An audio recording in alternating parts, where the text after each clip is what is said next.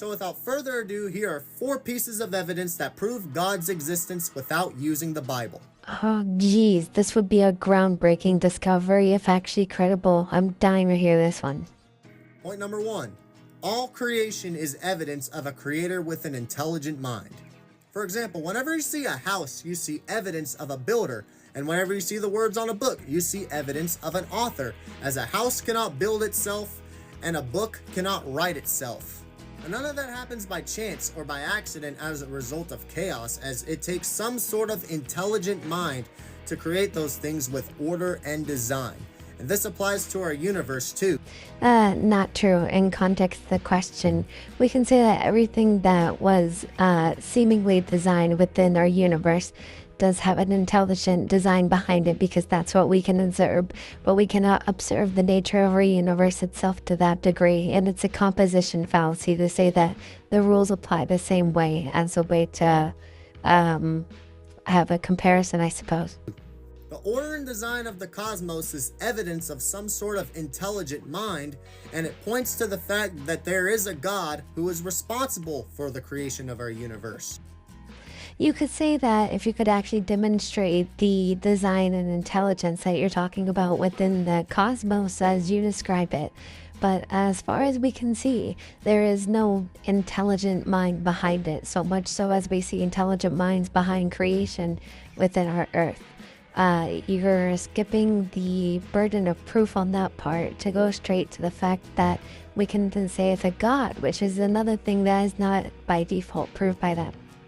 Point number 2. Everything with a beginning has a cause.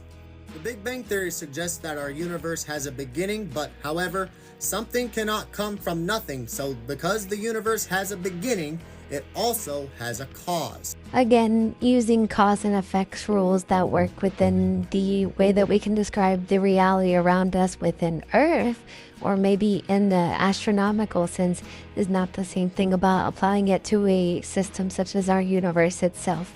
We honestly don't know that. What we can conclude about the origin of the universe through Big Bang Theory and cosmology is that there was likely a beginning to space and time itself, but that does not say anything about the universe. We have no real way of measuring that apart from emergence of properties such as this. Things don't happen because they just do. It's intellectually dishonest to claim something like that.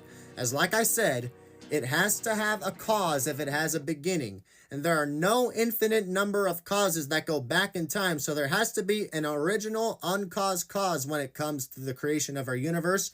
And the best example of an uncaused cause is God. I reject your first conclusion in the sense that you're using cause and effect wrong to apply to a system that we don't know we can apply it to. And I also reject your appeal to ignorance that it even could plausibly or possibly be a God. Well, if God created everything, then who created God? Well, God is eternal, so he does not have a beginning or a cause, so he couldn't have been created. You have all these excuses and workarounds for the eternal existence of your God, and yet you can easily just replace this with the natural explanation of the universe as well. You're honestly just committing a special pleading fallacy at this point. Anyways, point number 3. Life comes from life. You cannot get life from inanimate objects. For example, the cell theory states that cells are the basic unit of life and that all organisms are comprised of cells, and cells come from pre-existing cells. You, my friend, should look into the origin of life, abiogenesis research, because I think that you would be incredibly surprised to find out that there are many hypotheses and even demonstrably tested variables in which non-living material has formed organic life through basic formations of protein and lipids and in the right conditions of the environment at the time. It definitely is a possibility. So if cells come from pre-existing cells and cells are the basic unit of life, then that points to the evidence that life comes from life. It does not come from non-life, as a non-living thing cannot give birth to a living thing. And the fact that life comes from life points to the fact that God is the ultimate source of life, as he is the one who gives us life. So because of your incredulity and lack knowledge on the subject, you believe that life just simply has to be created from something at some point. And then we're going to work around to the same thing that we've been doing in the other points and say, I'm going to appeal to ignorance and say that must be God. Yeah, I'm not going to lie. None of your points are really hitting right now. I think that you should like look deeper into these. My fourth and final piece of evidence is that the universe is finely tuned to sustain life. If the constants of nature were different, then life as we know it could not exist. So factors like gravity and electromagnetism are finely tuned to meet the needs for life to exist. And this is highly unlikely to happen by chance, so it points to the evidence of a designer who knows which conditions are just right and best for us in order for life to emerge.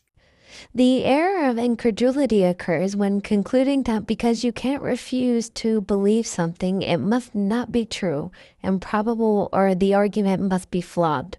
And it's a specific form of appeal to ignorance to get in the broader category. But yes, that's essentially how you're applying it here. You're saying that just because you can't believe to see it any other way than a fine-tuned universe, while ignoring the fact that there is very real evidence that it might not be fine-tuned, and that the, I guess, emergence of life is more of a independent symptom that comes from our environment around us, as we can predate and find methods to actually date things that do come before us that emerge from the natural processes. I mean, this is just like basic things that you could discover through archaeology or biology studies.